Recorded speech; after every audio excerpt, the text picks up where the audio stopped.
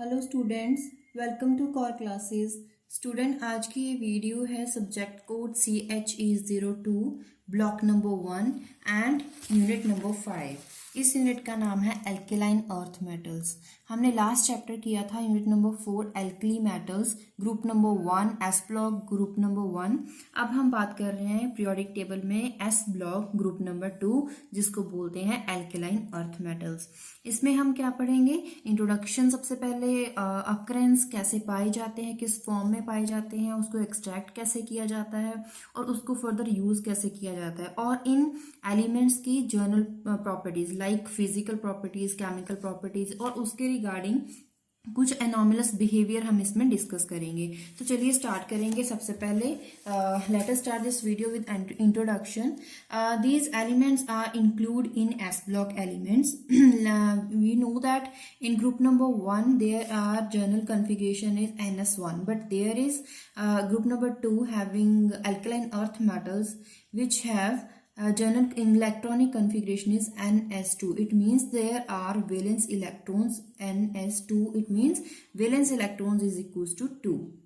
These are generally ionic and very reactive, and in whole the group number 2 there are elements like beryllium, magnesium, calcium, strontium, barium, radium.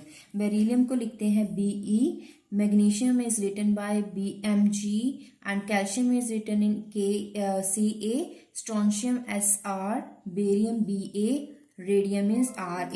This is radio active element. और atomic number की बात करें, beryllium का atomic number 4 होता है और magnesium 12, calcium having atomic number 20 and strontium atomic number 38, barium having 56 and radium having 88 atomic number. और electronic configuration की बात करें, सबसे पहले हम लिखेंगे noble gas configuration helium with atomic number 2 and बाकी 2s2। उसके बाद जैसे जैसे हम कॉरस्पॉन्डिंगली नेक्स्ट एलिमेंट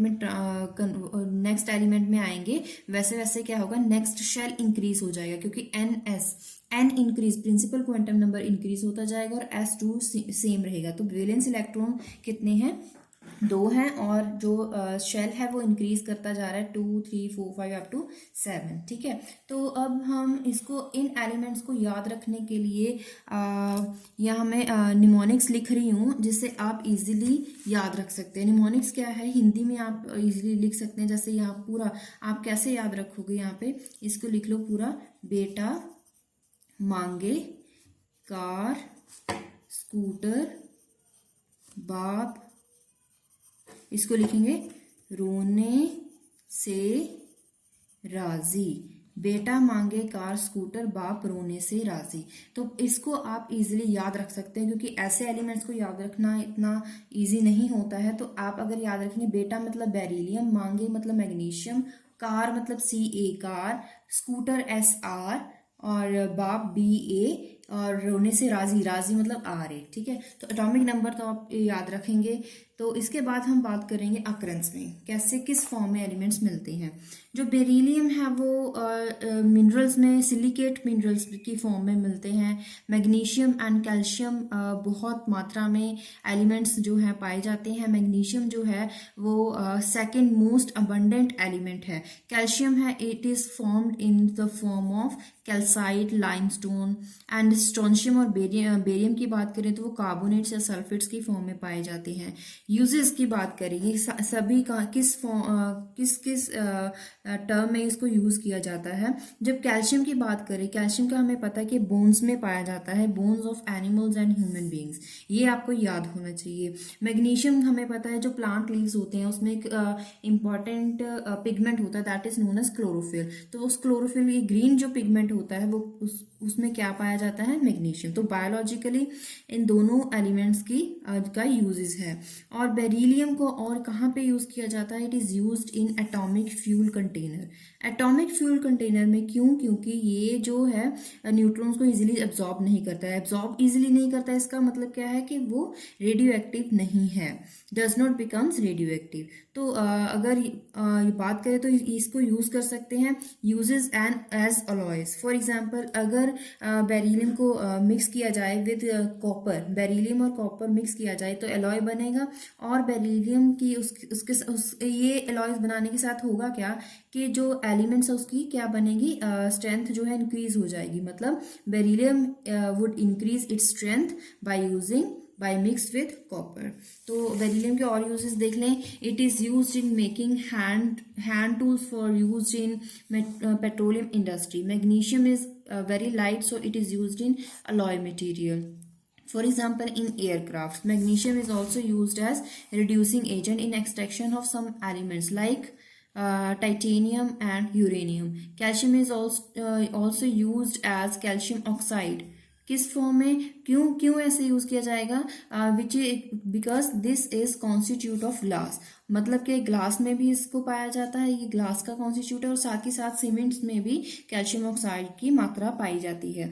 तो अब हम ये जो हमने अभी पढ़े हैं अक्रेंस और यूजेस, वो ज़्यादा आपको एग्जाम में नहीं आते हैं, लेकिन आपके ये नॉलेज के लिए था। जो एग्जाम में आता है इसमें इस चैप्टर में वो है रीजनिंग क्वेश्चन। रीजनिंग क्वेश्चन है, इसलिए हम अब जो डिस्कस करेंगे फिजिकल एंड केमिकल प्रॉपर्टी, जिसमें रीजनिंग क्वेश्चन बहुत बनेंगे। तो सबसे पहले अगर फिजिकल प्रॉपर्टीज की बात करें, हम फर्स्ट पॉइंट में आते हैं कंडक्टर ऑफ इलेक्ट्रिसिटी। जब भी हम फिजिकल प्रॉपर्टी या केमिकल प्रॉपर्टी की बात करेंगे, तब हम accordingly one element to another element, मतलब कि डाउन द ग्रुप भी उसको डिस्कस करेंगे, और साथ ही साथ उसको उसका कंपैरिजन करेंगे विद एल्कली मेटल्स। मतलब एल्कलाइन अर्थ मेटल की जितनी प्रॉपर्टीज करेंगे वो डाउन द ग्रुप भी हम डिस्कस करेंगे, क्या वेरिएशंस होती हैं, and we will compare these elements with the alkali metals also. तो यहाँ पे अगर कंडक्टर की बात करें, alkaline earth metals are soft, alkali metal की तरह एल्कलाइन अर्थ मेटल्स भी सॉफ्ट होते हैं, बट अगर कंपैरेटिव करें विद एल्कली मेटल्स तो alkaline earth metals are slightly harder. मतलब ग्रुप नंबर 1 एलिमेंट जो होते हैं वो ज़्यादा सॉफ्ट होते हैं as compare to group number 2। इसका मतलब अगर कंपैरेटिव करें तो कंपैरिजन देखें तो in the comparison of group number 1 elements, alkaline earth metals are quite hard. क्यों हार्ड होते हैं? क्योंकि इसमें 2 वैलेंस इलेक्ट्रॉन होते हैं NS2। जो 2 वैलेंस इलेक्ट्रॉन होते हैं वो वैलेंस इलेक्ट्रॉन पार्टिसिपेट करेंगे बॉन्डिंग में, मेटालिक बॉन्डिंग में। जितने ज्यादा इलेक्ट्रॉन्स पार्टिसिपेट करेंगे मेटालिक बॉन्डिंग में, तो बॉन्डिंग उसकी स्ट्रांग होती जाएगी। बॉन्डिंग स्ट्रांग है, इसका मतलब कि वो एलिमेंट क्या है, हार्ड है, और उसके साथ साथ उसकी कंडक्टिविटी जो है वो भी इंक्रीज हो जाएगी। अब अगर बात करें size, up to down the group हमें पता है कि साइज इंक्रीज होता है। क्यों इंक्रीज होता है? With increase in principal quantum number. Increase in principal quantum number would leads to increase the distance between the nucleus and outer most shell, जिसकी वजह से जो साइज है वो इंक्रीज होता है। लेकिन अब हमें कंपैरिजन करना है विद ग्रुप नंबर 1 ऑल्सो। अगर कंपैरिजन करें ग्रुप नंबर 1 से, तो जो साइज है ग्रुप नंबर 1 के कंपैरेटिव साइज कम होता है। क्यों ऐसा होता है? क्योंकि उसमें क्या आ जाएगा, effective nuclear charge. Effective nuclear charge increase हो जाएगा with increase in atomic number. Due to increase in effective nuclear charge, valence जो शेल हो गए उस पर ज्यादा फोर्स लगाएगा न्यूक्लियस, जिसकी वजह से वो जो साइज है वो रिड्यूस हो जाएगा as comparison to group number 1 that are alkali metals. तो group number 1 elements, because removal of 2 orbitals electron increases the effective nuclear charge even further। मतलब कि अगर हम बात करें सिर्फ और सिर्फ ग्रुप नंबर 2 एलिमेंट्स की, तो उसके अकॉर्डिंग तो जो साइज है वो इंक्रीज करेगा, क्योंकि प्रिंसिपल क्वांटम नंबर इंक्रीज कर रहा है। लेकिन अगर कंपैरिजन करें विद ग्रुप नंबर 1, तो क्या हो जाएगा, साइज डिक्रीज करता है due to increase in effective nuclear charge. अब बात करते हैं next physical quantity, that is density. Density का फॉर्मूला सबसे पहले पता होना चाहिए। तो density is equals to mass per unit volume. इसका मतलब जो डेंसिटी है it is directly depend upon mass and inversely depend upon volume. अगर मास इंक्रीज करेगा तो डेंसिटी इंक्रीज करेगी, वॉल्यूम डिक्रीज करेगा तब डेंसिटी इंक्रीज करेगी। चलो पढ़ते हैं कि density alkali metal earth metals की क्या है। अगर ग्रुप नंबर 1 के साथ अगर कंपैरिजन करें, तो जो ग्रुप नंबर 1 एलिमेंट्स हैं तो वो कम डेंसर हैं। These elements are denser than group number 1 elements. लेकिन ऐसा क्यों है? क्योंकि वही सेम रीजन जो हमने अभी दिया था, क्योंकि उसमें वैलेंस इलेक्ट्रॉन 2 होते हैं, 2 वैलेंस इलेक्ट्रॉन है। इसका मतलब ज्यादा से ज्यादा वो जो मास है वो मेटेलिक लैटिस में फिल हो सकता है। मतलब ज्यादा से ज्यादा, क्योंकि 2 इलेक्ट्रॉन जो हैं वैलेंस इलेक्ट्रॉन में 2 इलेक्ट्रॉन पड़े हैं, तो वैलेंस इलेक्ट्रॉन 2 हैं, तो इसका मतलब मेटेलिक बॉन्डिंग में वो पार्टिसिपेट करेंगे। जितने ज्यादा नंबर पार्टिसिपेट करेंगे उतने ज्यादा वो उसका मास जो एटम का जो इलेक्ट्रॉनिक मास होगा उतना ज्यादा वो मेटेलिक लैटिस में क्या हो जाएगा, पैक हो सकता है इनटू द स्मॉल वॉल्यूम। मतलब कि मास ज्यादा है और वॉल्यूम कम है। मास अगर इंक्रीज करा इसका मतलब डेंसिटी भी इंक्रीज करेगी। लेकिन वो ग्रुप नंबर 1 एलिमेंट्स के कंपैरेटिव कम ज्यादा क्यों है? क्योंकि ग्रुप नंबर 1 में सिर्फ एक वैलेंस इलेक्ट्रॉन था, तो उसके कंपैरेटिव एक वैलेंस इलेक्ट्रॉन में तो metallic bonding would be less as compare to group number 2। तो ये बात आप याद रखिएगा। उसके बाद एटॉमिक और आयनिक रेडियाई की बात करें तो हमें पता है कि डाउन द ग्रुप जो एटॉमिक और आयनिक रेडियाई वो इंक्रीज होता है। क्यों? क्योंकि मैं उसमें एक्स्ट्रा शेल इंक्रीज होते जाते हैं, एड अप होते जाते हैं। ठीक है। मेल्टिंग पॉइंट की बात करें, मतलब मेल्टिंग पॉइंट डिपेंड करता है बॉन्डिंग में। जितनी ज्यादा स्ट्रॉन्ग बॉन्डिंग होगी उतना ज्यादा मेल्टिंग और बॉइलिंग पॉइंट होगा। अब हम कंपैरिजन लेंगे group number 1 and group number 2 में। ग्रुप नंबर 1 जो एलिमेंट्स है उनका मेल्टिंग पॉइंट ज्यादा होता है as compare to group number 1 elements. ऐसा क्यों होता है? क्योंकि वही सेम रीजन, क्योंकि वैलेंस इलेक्ट्रॉन 2 होते हैं तो उनका कटाइन की फॉर्म क्या आ जाएगी? एलिमेंट्स जो है, सपोज एलिमेंट्स m है तो उसका जो चार्ज है m2 पॉजिटिव आएगा, क्योंकि उसमें वैलेंस इलेक्ट्रॉन 2 है। तो इसका मतलब 2 इलेक्ट्रॉन को लूज करने के बाद जो इफेक्टिव न्यूक्लियर चार्ज है वो ज्यादा स्ट्रॉन्ग हो जाएगा। क्योंकि ज्यादा स्ट्रॉन्ग मतलब कि इसने 2 इलेक्ट्रॉन डोनेट किए हैं as compare to group number 1। क्योंकि ग्रुप नंबर 1 में क्या है, सिर्फ एक इलेक्ट्रॉन डोनेट हुआ। ग्रुप नंबर 2 में 2 इलेक्ट्रॉन डोनेट हुए। 2 इलेक्ट्रॉन डोनेट हुए, इसका मतलब ये ज्यादा अट्रैक्ट होगा by the sea of electrons. जहां इलेक्ट्रॉन होंगे उसके साथ ये ज्यादा अट्रैक्ट होगा। इसका मतलब क्या है, हो जाएगा क्योंकि उसमें बॉन्डिंग इजीली बन सकती है और स्ट्रांग बनेगी तो उस बॉन्डिंग को तोड़ने के लिए हमें बहुत ज्यादा मेहनत करनी पड़ेगी। मतलब कि melting and boiling point increase हो जाएगा। आयनाइजेशन एनर्जी की बात करें, आयनाइजेशन एनर्जी में अगर किस पे डिपेंड करती है? साइज पे। अगर साइज इंक्रीज करता है तो आयनाइजेशन एनर्जी डिक्रीज करती है, ये आपको पता है। फर्स्ट आयनाइजेशन एनर्जी की बात करें, और जो सेकंड आयनाइजेशन एनर्जी होती है वो हमेशा ज्यादा होती है फर्स्ट आयनाइजेशन एनर्जी से, ये भी हमें पता है। यही बस रीजन हमें इस पॉइंट में देना है जब भी क्वेश्चन आएगा कि जो अगर हम कंपैरेटिव करें, कंपैरिजन लें group number 1 and group number 2 में, उसमें क्या है कि ग्रुप नंबर 1 एलिमेंट्स का जो साइज है वो ज़्यादा होगा as compare to group number 2। तो इसका मतलब साइज कम है ग्रुप नंबर 2 एलिमेंट्स का, तो उसकी ionisation energy would be large as compare to group number 1 elements.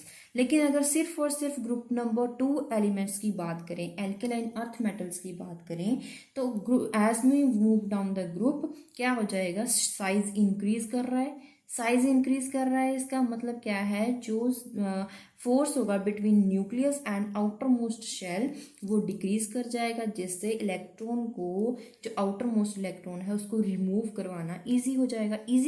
इसका मतलब क्या है कि एनर्जी कम लगेगी। मतलब कि आयन बनाने के लिए, पॉजिटिव आयन बनाने के लिए एनर्जी कम लगेगी। इसका मतलब as we move down the group in alkaline earth metals, energy, ionisation energy would goes on decreasing. ठीक है। अब बात करते हैं इलेक्ट्रोपॉजिटिव कैरेक्टर। हमें पता है इलेक्ट्रोपॉजिटिव कैरेक्टर, क्योंकि इसमें 2 वैलेंस इलेक्ट्रॉन है तो मैक्सिमम 2 इलेक्ट्रॉन्स को डोनेट कर सकता है, तो M2 पॉजिटिव ही बना सकता है। या अगर उससे ज़्यादा इसको M3 पॉजिटिव नहीं बना सकते हैं। क्यों? क्योंकि इसके लिए हमें स्टेबल नोबल गैस कॉन्फ़िगरेशन को डिस्टर्ब करना पड़ेगा, जो कि इम्पॉसिबल है। ठीक है। तो ये मैक्सिमम 2 इलेक्ट्रॉन्स को डोनेट कर सकता है। अगर रिड्यूसिंग प्रॉपर्टी की बात करें, रिड्यूसिंग प्रॉपर्टी का मतलब होता है tendency to lose electrons. Reducing property का मतलब टेंडेंसी टू लूज इलेक्ट्रॉन्स। तो इन जो एलिमेंट्स हैं वो इलेक्ट्रॉन को तो इजीली डोनेट कर सकते हैं, 2 इलेक्ट्रॉन मैक्सिमम डोनेट कर सकते हैं। इसका मतलब रिड्यूसिंग प्रॉपर्टी भी है वो इसकी ज़्यादा है as compare to group number 1 elements. These elements lose electron quite easily, they form divalent cation. Divalent मतलब टू पॉजिटिव, टू का मतलब है divalent cations which have a noble gas structure with no unpaired electron. So क्योंकि unpaired electron कोई नहीं है, paired हो गए, अगर पेयर्ड इलेक्ट्रॉन हो गए तो उसका नेचर कैसा होगा, डायमैग्नेटिक, क्योंकि डायमैग्नेटिक है तो उसका कोई कलर नहीं होगा, या वाइट होगा या कलरलेस होगा। ठीक है, क्वेश्चन आपकी बुक में है फर्स्ट क्वेश्चन, जिसका फर्स्ट पार्ट है why group number 2 elements are smaller in size as compare to group number 1। ये तो हमने डिस्कस कर लिया। क्या डिस्कस किया कि effective nuclear charge group number 2 elements का ज्यादा है as compare to group number 1, that's why group number 2 elements are having small size as compare to group number 1 elements. Next question, why group number 2 metal are harder and high melting point as compared to group number 1 elements। अब जो hard nature है या फिर melting point की बात करते हैं, वो डिपेंड करता है वैलेंस इलेक्ट्रॉन्स में। Group number 1 and group number 2 में दोनों में डिफरेंस क्या है, वैलेंस इलेक्ट्रॉन्स का। ग्रुप नंबर 1 में एक इलेक्ट्रॉन वैलेंस है, ग्रुप नंबर 2 में 2 इलेक्ट्रॉन वैलेंस है। तो इसका मतलब क्या हो जाएगा, दो एलिमेंट्स, दो जो इलेक्ट्रॉन वैलेंस है उससे क्या होगा, ज़्यादा स्ट्रॉन्ग मेटालिक बॉन्डिंग बनेगी। अब उस मेटालिक बॉन्डिंग अगर स्ट्रॉन्ग है तो उसका मेल्टिंग पॉइंट ऑब्वियसली ज़्यादा होगा as compare to group number 1।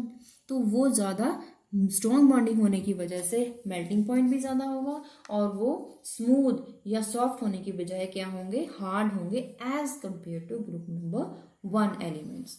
अब नेक्स्ट प्रॉपर्टी की बात करते हैं, solubility, lattice energy, hydration energy.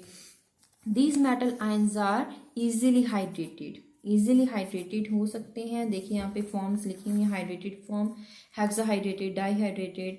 The hydrated energy of these ions are greater, hydration energy is greater than those of group number 1। क्यों? क्योंकि उनका साइज कम है और उनका जो चार्ज है वो ज़्यादा है as compare to alkali metals. Lattice energy की बात करें, जो lattice energy of these elements are also much higher as compare to group number 1 elements. तो लैटिस एनर्जी अगर डिक्रीज कर रही है तो इसका मतलब सॉल्युबिलिटी इंक्रीज करती है। अगर हाइड्रेशन एनर्जी डिक्रीज करती है तो सॉल्युबिलिटी डिक्रीज करती है। मतलब सॉल्युबिलिटी दो चीज़ों पे डिपेंड करती है, hydration and lattice energy. Lattice energy के इन्वर्सली प्रोपोर्शनल वेरी करेगी और हाइड्रेशन एनर्जी के डायरेक्टली प्रोपोर्शनली ये वेरी करेगी। लेकिन as we move down the group, जो हाइड्रेशन एनर्जी है it decreases more rapidly than lattice energy. आपकी बुक में क्वेश्चन है, question number 2, predict behaviour of alkaline earth carbonates. जो कार्बोनेट्स की फॉर्म है उसका बिहेवियर हमें पता करना है इन द ग्रुप नंबर 2। तो हम अगर देखें तो इसमें आपकी बुक में ना एक टेबल दिया गया है जिसके बिहाफ पे ये क्वेश्चन पूछा गया है, लेकिन आपको मैं आंसर जो ऐसे बताऊंगी कि आपको उस टेबल की भी ज़रूरत नहीं पड़ेगी। जो मैग्नीशियम से लेकर कैल्शियम तक जो डिफरेंस है, डिफरेंस जो होगा वो इंक्रीज करता है। डिफरेंस का मतलब क्या है, किस किस का difference, lattice energy and hydration energy. वही आपको बुक में जो क्वेश्चन है पूछा गया है कि जो lattice energy and hydration energy का डिफरेंस है इन द कार्बोनेट्स, आपको उसका ट्रेंड बताना है, इंक्रीज कर रहा है कि डिक्रीज कर रहा है, कैसे वेरी करता है। तो ये जो डिफरेंस है between lattice energy and hydration energy to form metal carbonates, उस डिफरेंस की बात कर रही हूँ कि जो वो डिफरेंस है मैग्नीशियम से लेकर कैल्शियम तक, वो डिफरेंस इंक्रीज करता है। कैल्शियम से लेकर स्ट्रोंशियम तक वो डिक्रीज करता है। स्ट्रोंशियम से बेरियम तक वो फिर से इंक्रीज करता है। पहले इंक्रीज करता है, फिर डिक्रीज, फिर से इंक्रीज होता है। ऐसे ही वेरिएशन है, ग्रेजुअल इंक्रीज या डिक्रीज नहीं है। अब ये अगर आपने याद कर लिया, सॉल्युबिलिटी में बिल्कुल उसका इन्वर्स करना है। अगर डिफरेंस इंक्रीज कर रहा है तो सॉल्युबिलिटी डिक्रीज करेगी, क्योंकि वो इन्वर्सली प्रोपोर्शनल है। इसीलिए अगर डिफरेंस डिक्रीज कर रहा है तो सॉल्युबिलिटी इंक्रीज कर रही है। यहाँ पे अगर इंक्रीज कर रहा है तो सॉल्युबिलिटी यहाँ पे डिक्रीज कर रही है। मतलब आपको टेबल की भी जरूरत नहीं है। आपको ये याद रखना है कि पहले इंक्रीज, जो डिफरेंस है वो इंक्रीज करता है, फिर डिक्रीज, फिर से इंक्रीज करता है। तो आपको बिल्कुल उसके इन्वर्स सॉल्युबिलिटी लिख देनी है। नेक्स्ट आएगा, अब हमने फिजिकल प्रॉपर्टी भी कंप्लीट कर ली, अब हम आते हैं केमिकल प्रॉपर्टीज में। केमिकल प्रॉपर्टीज में सबसे पहले हम अगर बात करें, जो ये मेटल्स हैं वो लिबरेट करते हैं हाइड्रोजन, एसिड से हाइड्रोजन को लिबरेट करते हैं। और क्या होता है कि जो बेरिलियम है, बेरिलियम जो है वो इजीली वो लिबरेट कर सकता है हाइड्रोजन। कब? जब उसको किसी बेस के साथ रिएक्ट करवाया जाता है। मतलब कि अगर बेरिलियम हो, उसको किसी बेस के साथ रिएक्ट करवाया जाएगा in the form of water. मतलब ये जो बेस है OH है, ये बेस से मिला है। कौन सा base? Sodium hydroxide. Sodium hydroxide के पैलेट्स को सबसे पहले वाटर में डिसॉल्व किया गया, फिर उसको रिएक्ट करवाया गया बेरिलियम के साथ। तो क्या हुआ कि इसका हाइड्रोक्साइड, मतलब कि यहाँ पे कंपाउंड बना इन बेरिलियम हाइड्रोक्साइड, मतलब एक बेस बन गया और उसके साथ क्या हुआ? हाइड्रोजन गैस लिबरेट हो गई। ठीक है, हाइड्रोजन गैस उसके साथ लिबरेट होगी। मतलब कि बेरिलियम इजीली रिएक्ट करता है, इजीली जो है लिबरेट कर सकता है हाइड्रोजन। बेरियम पर ऑक्साइड, अब हम ऑक्साइड्स की बात करते हैं। बेरियम पर oxides form by passing air heated barium oxide. Barium oxide की अगर हम ऑक्सीजन के साथ रिएक्शन करवा देंगे तो क्या बन जाएगा? बेरियम ऑक्साइड बन जाएगा। जो स्ट्रोंशियम ऑक्साइड है वो कब बनेगा? का टेम्परेचर और प्रेशर हाई हो, मतलब हाई कंडीशंस चाहिए होंगी। कैल्शियम ऑक्साइड बन सकता है लेकिन कैल्शियम हाइड्रोक्साइड से बनेगा। मैग्नीशियम ऑक्साइड, मैग्नीशियम परऑक्साइड कैसे बनेगा? In the crude form by using hydrogen peroxide.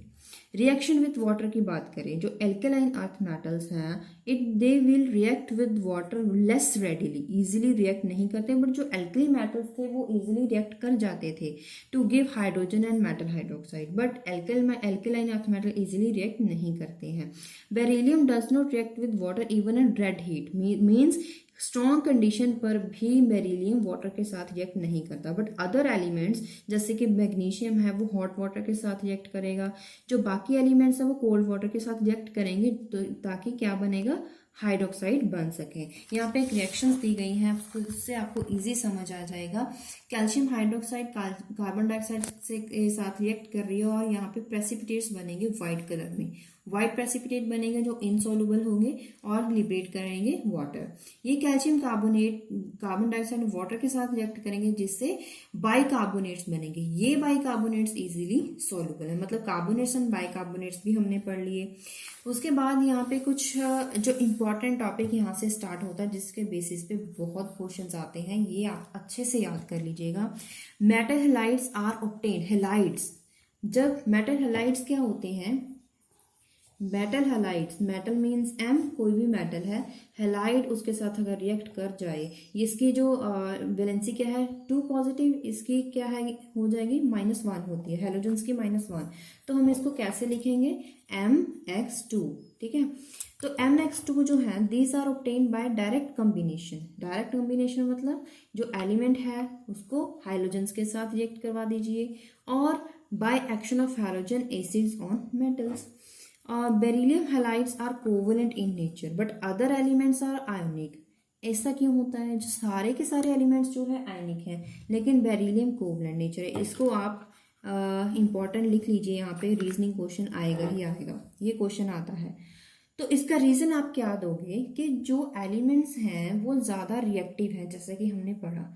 जो बेरिलियम एलिमेंट है, it is the first element in group number 2, ये ज़्यादा रिएक्टिव नहीं होता है due to its small size as compare to other elements in the group number 2।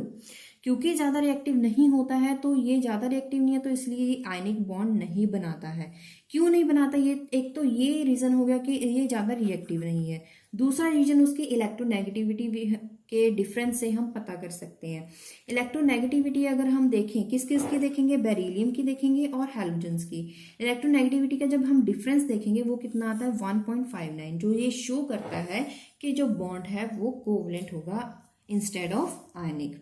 Next है, अगर उसके स्ट्रक्चर पे आए, जो ये स्ट्रक्चर बनाएंगे, मोनोमर स्ट्रक्चर भी बना सकते हैं, डाइमर भी, पॉलीमर भी। ठीक है, जो मोनोमर कैसे? यहाँ पे जो बेरिलियम है, बेरिलियम जो है उसका जो वैलेंस इलेक्ट्रॉन्स होंगे वो 2 इलेक्ट्रॉन्स होंगे। ठीक है, इसका मतलब ये 2 एलिमेंट्स के साथ रिएक्ट कर सकता है।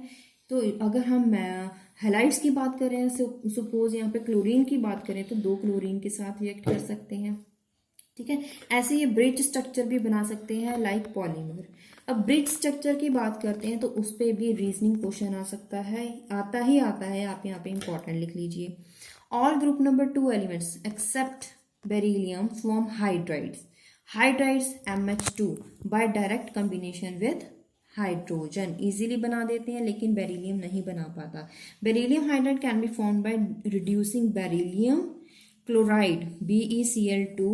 जब उसको रिड्यूसिंग एजेंट्स के साथ, स्ट्रॉन्ग रिड्यूसिंग एजेंट कौन सा है, लिथियम एल्यूमिनियम हाइड्राइड, तो तब ये जाके बेरिलियम हाइड्राइड बनाता है। अगर हम बात करें इसके स्ट्रक्चर की, यहाँ पे जो बेरिलियम है उसका वैलेंस इलेक्ट्रॉन हमें पता है 2 होते हैं। अब हाइड्रोजन क्या होते हैं, क्योंकि बेरिलियम हाइड्राइड की बात करें तो हाइड्रोजन के साथ इसको बॉन्ड बनाना पड़ेगा। एक हाइड्रोजन के पास 1 इलेक्ट्रॉन है, तो इसका मतलब एक और हाइड्रोजन इसके साथ बॉन्ड बना सकता है, ताकि 2 वैलेंस इलेक्ट्रॉन है, तो यहाँ पे दूसरा हाइड्रोजन आ गया। इससे क्या होता है, क्योंकि सिर्फ 2 वैलेंस इलेक्ट्रॉन हैं, तो टोटल अगर बात करें BeH2 में टोटल 4 वैलेंस इलेक्ट्रॉन हो गए। अब टोटल 4 वैलेंस इलेक्ट्रॉन हो गए, इसका मतलब यहाँ पे इतने सफिशिएंट इलेक्ट्रॉन नहीं है ताकि बॉन्ड जो इलेक्ट्रॉन पेयर है वो शेयर किए जा सके। इलेक्ट्रॉन पेयर शेयर नहीं होंगे क्योंकि इलेक्ट्रॉन जो है यहाँ पे इतने सफिशिएंट नहीं है, ज़्यादा नंबर नहीं है। इसकी वजह से ये कोवलेंट बॉन्ड बनाने की बजाय क्या करेगा, अपने आप को पॉलीमराइज कर देगा। पॉलीमराइज मतलब नंबर ऑफ BeH2 के साथ ये रिएक्ट करेगा, जिससे क्या हो जाएगा, क्या बनेगा, 3 जैसे कि 3 बेरिलियम एटम्स क्या करेंगे, रिएक्ट करेंगे 2 इलेक्ट्रॉन्स के साथ, मतलब कि जिसको हम बोलेंगे 3 सेंटर्ड 2 इलेक्ट्रॉन बॉन्ड्स। अब ये जो मैंने इतना आपको बताया है उसकी वजह से, उन रीजंस की वजह से, क्या ये रीजन क्या था कि जो बेरिलियम है उसके पास 4 वैलेंस इलेक्ट्रॉन है। बेरिलियम BeH2 के पास 4 वैलेंस इलेक्ट्रॉन है, जिसकी वजह से वो अनस्टेबल हो जाता है, क्योंकि सफिशिएंट इलेक्ट्रॉन्स नहीं है, ज़्यादा इलेक्ट्रॉन्स नहीं है। क्योंकि वो अनस्टेबल क्यों हो जाता है, क्योंकि इसमें इलेक्ट्रॉन डेफिशिएंसी अभी भी है, जिसकी वजह से वो अनस्टेबल हो जाता है। और बनाना शेप, यहाँ पे जो ये शेप दिखाई गई है, बनाना शेप मॉलिक्यूल यहाँ पे बनता है, या फिर इसको क्या बोलेंगे, 3 सेंटर्ड 2 इलेक्ट्रॉन बॉन्ड्स। अब ये जो मैंने पॉइंट्स आपको बताए हैं वो मैंने रिटर्न में भी लिखे हैं, यही पॉइंट्स आपको लिखने हैं आंसर में, और इसका स्ट्रक्चर भी बनाना है, जिससे आपको फुल मार्क्स मिलेंगे 100%। तो पॉइंट्स क्या मैं आपको एक बार बता देती हूँ। Each beryllium atom is bonded with 4 hydrogen atom and each hydrogen atom form 2 bonds as it is bridging to the 2 beryllium atoms. ये हम बात कर चुके हैं। हमने क्या बोला था कि बेरिलियम के पास 2 वैलेंस इलेक्ट्रॉन है और हाइड्रोजन के पास 1 इलेक्ट्रॉन है। इसका मतलब ज़्यादा, there are no enough electron to form usual electron pair bond in which 2 electrons are shared between 2 atoms. मतलब 2 इलेक्ट्रॉन शेयर हो सके, इतने इलेक्ट्रॉन्स तो नहीं है। Instead of this 3 centred bonds are formed, जिसको क्या बोलते हैं, banana shape bond, and it covers 3 atoms like beryllium, hydrogen, beryllium. 3 electrons, क्योंकि 3 एटम, इसमें 3 एटम्स हैं। इट कंटेन्स 2 इलेक्ट्रॉन, जिसकी वजह से इसको बोलते हैं 3 सेंटर्ड 2 इलेक्ट्रॉन बॉन्ड्स। तो ये इंपॉर्टेंट है, यहाँ पे इसको आप 100% सबसे ज़्यादा आपको ये याद करना होगा। और इसके सिंपल जो सेल्फ असेसमेंट क्वेश्चन है, इसमें भी आपको ये क्वेश्चन आता है। ठीक है, अब हम बात करते हैं थर्मल स्टेबिलिटी के बारे में। Thermal stability of oxy salts. Thermal stability it increases with increase in electropositivity. हमें पता है कि इलेक्ट्रोपॉजिटिविटी इंक्रीज करती है डाउन द ग्रुप, इसका मतलब थर्मल स्टेबिलिटी भी इंक्रीज करेगी। Metal carbonate can form metal oxides and liberated carbon dioxide and the temperature at which the carbonates decomposes. इसका आपको यहाँ पे सीरीज दिखाई गई है। Beryllium carbonate less than 400 kelvin. Magnesium देखिए और उसको टेम्परेचर चाहिए, कैल्शियम के लिए और ज़्यादा टेम्परेचर, और स्ट्रोंशियम कार्बोनेट्स के लिए सबसे ज़्यादा। मतलब जैसे जैसे as we move down the group, जो उसकी स्टेबिलिटी है वो इंक्रीज करती जाएगी। आपकी बुक में क्वेश्चन है जो हमने अभी डिस्कस किया था ब्रिजिंग को लेके। Why is hydride bridge in BeH2 beryllium hydride consider to be electron deficient. BeH2 जो ब्रिज बनाता है वो इलेक्ट्रॉन डेफिशिएंट होता है, लेकिन बेरिलियम का जो बेरिलियम क्लोराइड होता है वो भी ब्रिज जो होता है वो इलेक्ट्रॉन डेफिशिएंट नहीं है। इसका मतलब बट नॉट ब्रिज हैलाइड, वो ब्रिज नहीं बनाता है, बट बेरिलियम हाइड्राइड तो बनाता है। ऐसा क्यों है? जो हाइड्रोजन है, इसमें जो हाइड्रोजन डिफरेंस क्या है कि बेरिलियम हाइड्राइड में हाइड्रोजन है, बेरिलियम क्लोराइड में क्लोरीन है। तो देखते हैं क्या डिफरेंस है। Hydrogen bridge in beryllium hydride it is held by 1 electron pair and it is electrodeficient and there is less than 1 electron pair, एक इलेक्ट्रॉन पेयर भी नहीं है इसमें, जो क्योंकि इसका मतलब क्या है कि लेस देन 1 इलेक्ट्रॉन पेयर मतलब there are not sufficient, not enough electron to form usual electron pair bonds. इसका मतलब एक पेयर से भी कम इलेक्ट्रॉन है for each pair of bonded atom. लेकिन अगर बेरिलियम कार्बोनेट की क्लोरीन की बात करें, बेरिलियम क्लोराइड में क्या होता है, हर एक electron pair of bonding of atom has normal electron pair, इसमें इतने इलेक्ट्रॉन होते हैं जिसकी वजह से इसकी इलेक्ट्रॉन डेफिशिएंसी नहीं होती। इलेक्ट्रॉन डेफिशिएंसी नहीं होती तो उसको ब्रिज बनाने की जरूरत ही नहीं पड़ती। इसकी वजह से ये जो आपको आपकी आंसर जो हमने बताया है इस पर भी आप इम्पॉर्टेंट लगा लीजिए। ये क्वेश्चन आपको जो इम्पॉर्टेंट है, ये टॉपिक्स आपको इस चैप्टर में से करने ही करने हैं। नेक्स्ट है कॉम्प्लेक्स बिहेवियर। क्या ये एलिमेंट्स कॉम्प्लेक्स बनाते हैं? Complex is formation is favoured by small highly charge cation. अब कॉम्प्लेक्स बनाने के लिए जो एलिमेंट्स है उसको उसका साइज कम होना चाहिए और उसका साइज ज़्यादा होना चाहिए, कैटायनिक चार्ज ज़्यादा होना चाहिए। ये दोनों कंडीशन फुलफिल करते हैं। एल्कलाइन अर्थ मेटल्स दोनों कंडीशंस को फुलफिल करते हैं with suitable empty orbitals with which ligands can combine. मतलब जो है कॉम्प्लेक्स बनाने के लिए जो सेंट्रल मेटल एटम होता है उसके पास इतने वैलेंस ऑर्बिटल्स होने चाहिए जिसकी वजह से जो लिगेंड है वो इजीली इनके साथ बॉन्डिंग बना सके। ठीक है, अब tendency to form complex decreases with increase in atomic number, decrease करता जाता है।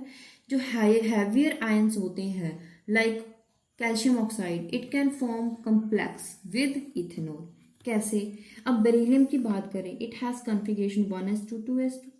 ग्राउंड स्टेट में 1s में दो इलेक्ट्रॉन है, 2s ऑर्बिटल में 2 इलेक्ट्रॉन है, मतलब no unpaired electron, no covalent bond. Electron pair नहीं है तो कोवलेंट बॉन्ड नहीं बनाएगा। एक्साइटेड स्टेट में क्या करेगा, जो 2s ऑर्बिटल है उसमें से एक इलेक्ट्रॉन जंप करके 2p ऑर्बिटल में जाएगा। क्यों? क्योंकि इसमें वैलेंस जो 2p ऑर्बिटल प्रेजेंट है। 2 अनपेयर्ड इलेक्ट्रॉन, अब इसमें 2 अनपेयर्ड इलेक्ट्रॉन बने आ गए हैं, इसका मतलब अब कोवलेंट बॉन्ड बन सकता है। अब जब हम एक्साइटेड स्टेट में बेरिलियम टेट्राफ्लोराइड का स्ट्रक्चर देखते हैं तो देखिए सारे ऑर्बिटल फुली फिल्ड हो गए हैं, जिसकी वजह से इसकी जो हाइब्रिडाइजेशन वो क्या बनेगी, sp3 हाइब्रिडाइजेशन हो जाएगी, जिसमें लिखेंगे 2 fluoride ions each donate 1 electron pair into an empty orbitals p orbital to form coordinate bond.